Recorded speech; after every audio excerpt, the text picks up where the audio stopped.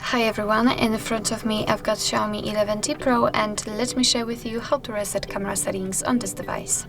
So first of all, let's open the camera app, and as you can see, I've got not only the green lines but also the leveler applied.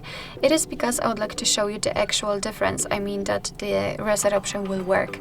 So in order to reset the settings, just tap on the three bars icon in the right upper corner actually, and enter the settings. Now we have to scroll down to the very bottom, and as you can see, we've got restore default settings. So let's confirm it with OK, and the settings flashed a little, and we can go back in order to check. And as you can see, this is the very first evidence that the reset option worked. We've got the welcome to camera screen, so it only appears when you're opening the camera for the very first time. So this is the first evidence. What's more, when we are on the camera, we cannot see not only the green lines but also the leveler, so which means that we just successfully reset all camera settings. So actually this is it. This is how to reset camera settings in your Xiaomi 11T Pro.